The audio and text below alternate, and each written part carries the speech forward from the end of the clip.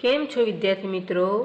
આજે આપણે ધોરણ 7 સામાજિક વિજ્ઞાન પાઠ 9 પૃથ્વીની આંતરિક રચના અને ભૂમિ સ્વરૂપો એનો સ્વાધ્યાય સમજીશું. હવે સ્વાધ્યાયનો પહેલો પ્રશ્ન છે. પ્રશ્ન 1. યોગ્ય જોડકા જોડો.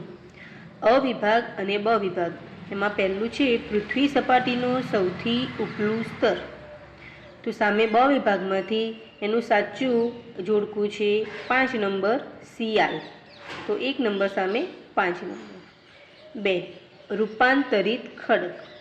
તો રૂપાંતરિત ખડક માટે એનો સાચો જવાબ છે 3 નંબર આરસ પહાડ. તો 2 નંબર સામે આવશે 3 આરસ પહાડ. ત્રીજું છે નદીનું કાર્ય.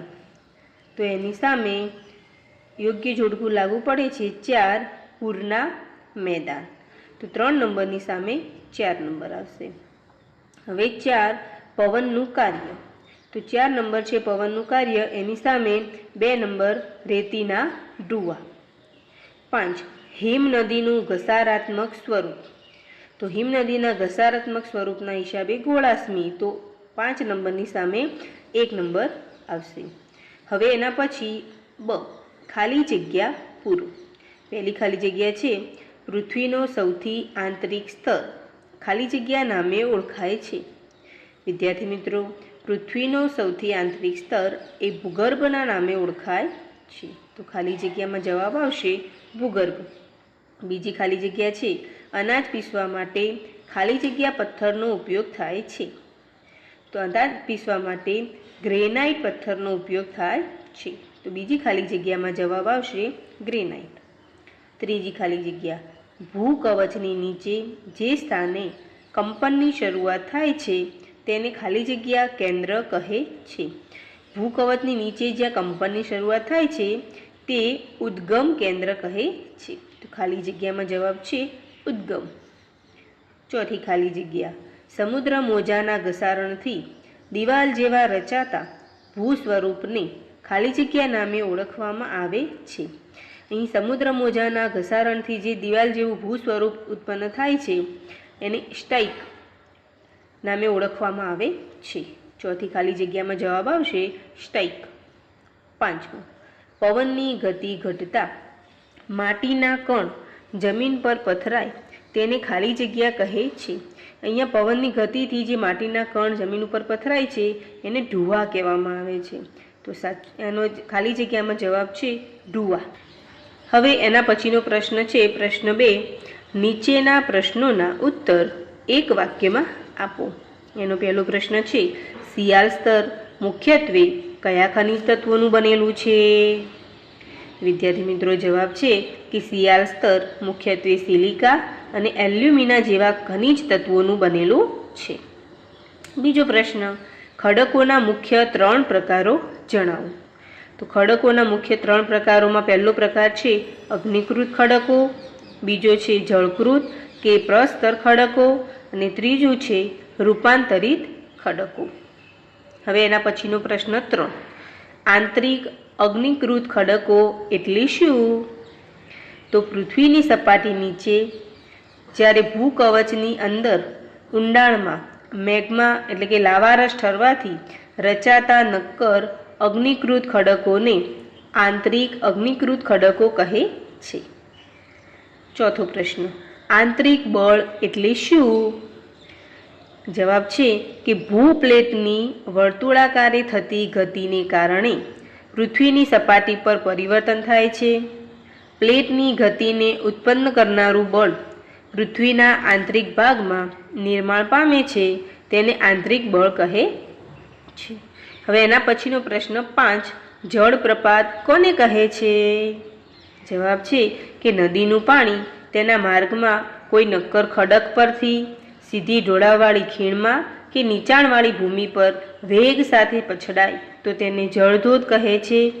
જળધોધની ઊંચાઈ અને વેગની તીવ્રતા ખૂબ વધુ હોય તો તેને જળપ્રપાત કહે છે. તો પ્રશ્ન 2 સુધીના પ્રશ્નો તમને સમજાઈ ગયા હશે. હવે એના પછીનો પ્રશ્ન 3 ટૂંક નોંધ લખો. અહીંયા આપણે થોડાક વિસ્તૃતમાં જવાબ આપવાના છે. પહેલી ટૂંક નોંધ છે સિયાલ અને સીમા. પૃથ્વી સપાટીનો સૌથી ઉપલો પાતળો સ્તર મુખ્યત્વે સિલિકા અને એલ્યુમિના ખનિજ દ્રવ્યોનો બનેલો છે, જેને સિયાલ કહેવામાં આવે છે. સિયાલની નીચેનો સ્તર મુખ્યત્વે સિલિકા અને મેગ્નેશિયમનો બનેલો છે, તેથી તેને સીમા કહેવામાં આવે છે. તો સિયાલ અને સીમા વિશે આપ સમજી ગયા હશો. હવે એના પછીનો પ્રશ્ન છે કે પવનનું કાર્ય સદ્રષ્ટાંત સમજાવો. રણ પ્રદેશમાં પવન એ ઘસારણ અને નિક્ષેપણનું મુખ્ય પરિબળ છે. રણ પ્રદેશમાં પવન ખડકો ઉપરના ભાગની સરખામણીએ નીચેના ભાગને સરળતાથી વધારે અને ઝડપથી ઘસે છે. પરિણામે ખડકોનો નીચેનો ભાગ સાંકડો અને ઉપરનો ભાગ વિશાળ બને છે. તેથી આ ખડકો છત્રીના આકાર જેવો વિશિષ્ટ આકાર ધરાવે છે, જેને ભૂછત્ર ખડક કહે છે. રણ પ્રદેશમાં પવન તેના વેગ સાથે રેતીને એક જગ્યાએથી બીજી જગ્યાએ લઈ જાય છે.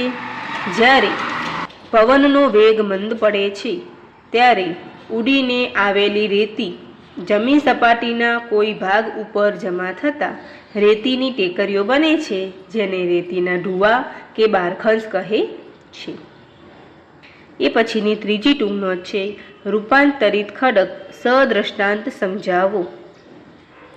ઊંચું તાપમાન અને અતિશય દબાણના કારણે અગ્નિકૃત અને જળકૃત ખડકોના કણરચના, સ્તરરચના, બંધારણ, રંગ વગેરે મૂળભૂત ગુણધર્મો ઉપર રૂપાંતર પામીને જે ખડકો બને છે તે રૂપાંતરિત ખડકો કહે છે.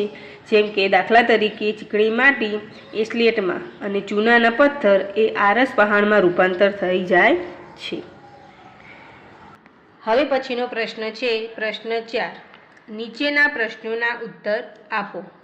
એનો પહેલો પ્રશ્ન છે પૃથ્વીની આંતરિક રચના આકૃતિ સહ સમજાવો. વિદ્યાર્થી મિત્રો, અહીંયા તમને જે આકૃતિ દેખાય છે, વિજ્ઞાનમાં તમે જે આંખની રચના જુઓ છો એ મુજબની અહીંયા દેખાય છે. એમાં અહીં 4 ભાગ છે.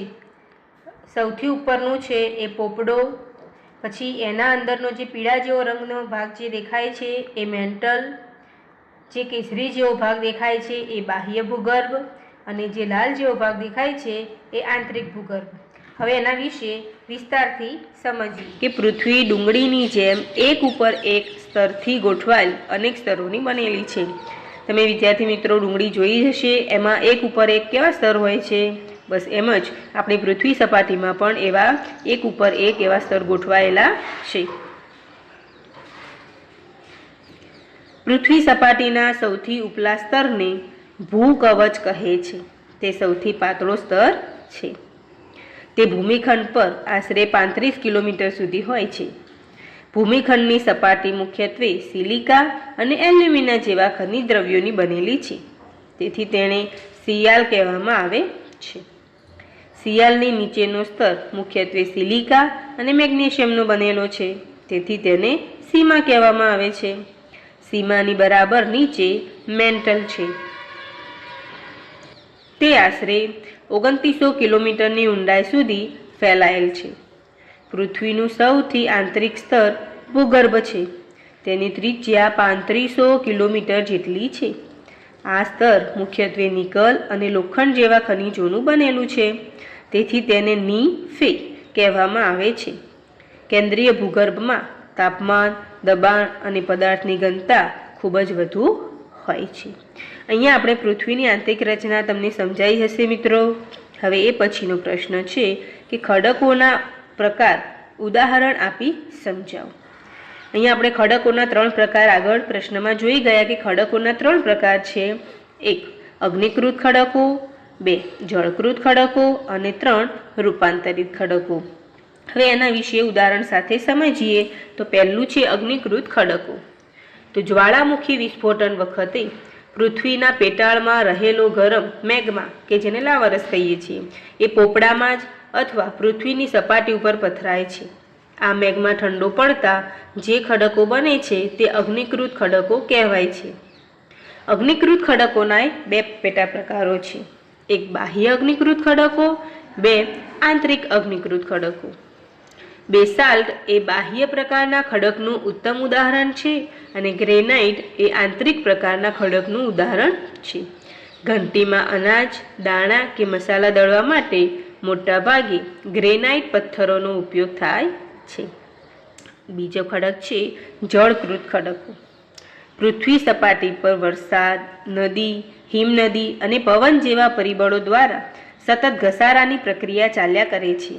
ઘસારાની પ્રક્રિયાથી છૂટા પડેલા ખડક દ્રવ્યો, માટીકણો, વનસ્પતિ, પ્રાણીઓના અવશેષો વગેરે પાણીના પ્રવાહ સાથે ઘસડાઈને બીજા સ્થળે જળમાં એકઠા થાય છે.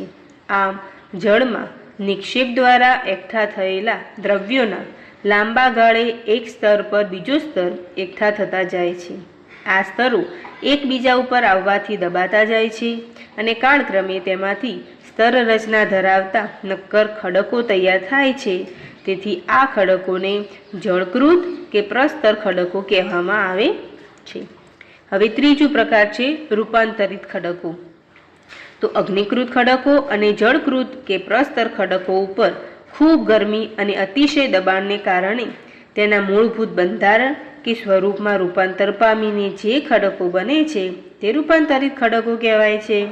દાખલા તરીકે ચીકણી માટી સ્લેટમાં અને ચૂનાના પથ્થરનું આરસ પહાણમાં રૂપાંતર થાય છે. તો આ પ્રશ્નો તમને સમજાયા હશે મિત્રો. હવે એના પછીનો પ્રશ્ન છે નદી અથવા હિમનદીનું ભૂમિ સ્વરૂપ સમજાવો.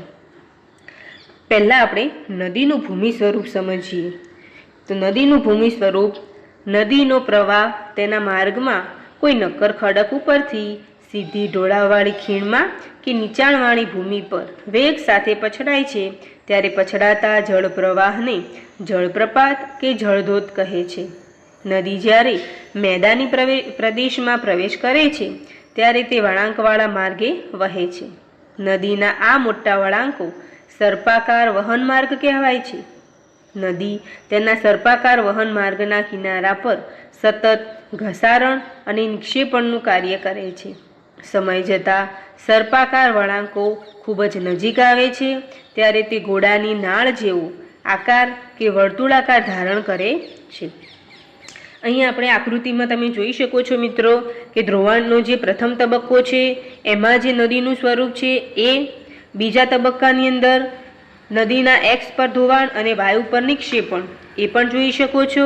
એ પછી ધીમે ધીમે વધુ નિક્ષેપણ, વધુ ધોવાણ થાય છે અને એ ઊંડી ઘોડાની નાળ જેવું સ્વરૂપ ધારણ કરે છે એ આપણે ત્રીજા ચિત્રમાં જોઈ શકીએ છીએ. અને એ પછી એ નાળાકાર સરોવર જેવો ભાગ રચાય છે એ પણ આપણે જોઈ શકીએ છીએ આકૃતિમાં.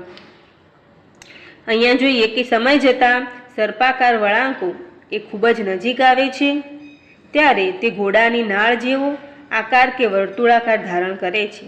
નદીની આ અવસ્થામાં નદીમાં પૂર આવે છે ત્યારે નિક્ષેપણથી જ વળાંકો વચ્ચેના ભૂમિભાગો નદી પ્રવાહથી કપાઈ જાય છે અને નદી તેનો લાંબો માર્ગ છોડીને સીધો માર્ગ ગ્રહણ કરે છે. નદીના છોડેલા નાળ આકાર ભાગમાં પાણી રહી જાય છે. પરિણામે ત્યાં નાળાકાર સરોવર રચાય છે. એટલે કે ઘોડાની નાળ તમે વિજ્ઞાનમાં ભણ્યા હશો કે ઘોડાની નાળ જેવા આકારનું ચુંબક. તો એના જેમ અહીં પણ આપણે નદીનું જે સ્વરૂપ છે એ ઘોડાની નાળ જેવું રચાય છે. મોટી નદીઓમાં જ્યાં વર્ષા ઋતુ દરમિયાન પૂર આવે છે ત્યારે નદી કાંપ અને અન્ય પદાર્થોના નિક્ષેપથી બંને કિનારાની આજુબાજુ વિશાળ ફળદ્રુપ મેદાનો બનાવે છે જેને પૂરનું મેદાન કહેવામાં આવે છે. સમુદ્ર કે મહાસાગર સુધી પહોંચતા સુધીમાં નદીનો વેગ ધીમો થઈ જાય છે. ખૂબ ધીમા વેગને કારણે નદી પોતાની સાથે લાવેલ કામ, રેતી, માટી અને અન્ય પદાર્થો નિક્ષેપણ કરે છે. તેથી નદીનો પ્રવાહ અનેક શાખા પ્રશાખામાં વિભાજિત થઈ જાય છે. બધા મુખોના નિક્ષેપણના જથ્થાથી અતિ ફળદ્રુપ પ્રદેશ બને છે. તો અહીં આપણે નદીનું ભૂમિ સ્વરૂપ જોયું. હવે હિમનદીનું ભૂમિ સ્વરૂપ. ઊંચા અક્ષાંશોમાં કે ઊંચા પર્વતીય વિસ્તારો બારેમાસ બરફ જામેલો રહે છે. પર્વતોના ઢોળાવો પર જમા થયેલ બરફ ધીમે ધીમે નીચે ઢોળા તરફ ખસવા લાગે છે. આ પ્રમાણે ધીમે ધીમે સરકતા હિમના પ્રવાહને હિમનદી કહે છે. તો તો હિમનદી વિશે તમે જાણ્યું. હવે એનું સ્વરૂપ કેવું હોય છે તે જોઈએ. હિમનદી તેના નીચેના નક્કર ખડકોથી ગોળાશ્મ માટી અને પથ્થરોનું ઘસારણ કરી વિશિષ્ટ કે ગોળાશ્મી ભૂદ્રશ્ય બનાવે છે. તદુપરાંત હિમનદી ઘસારણ દ્વારા યુ આકારની ખીણ બનાવે છે. હિમનદી ઊંડા કોતરોનું નિર્માણ કરે છે. પર્વતીય ક્ષેત્રોમાં બરફ ઓગળવાથી તે કોતરોમાં પાણી ભરાઈ જાય છે. પરિણામે ત્યાં સુંદર સરોવર બની જાય છે. હિમનદી પોતાની સાથે લાવેલ નાના મોટા ખડકો, રેતી, કાંકરા વગેરે નિક્ષેપિત થાય છે અને નિક્ષેપ દ્વારા હિમનદી તેના પ્રવાહને વચ્ચે ટેકરી જેવા ડ્રમલીન ભૂમિ સ્વરૂપની રચના કરે. અહીં આપણો સ્વાધ્યાય પૂરો થાય છે મિત્રો.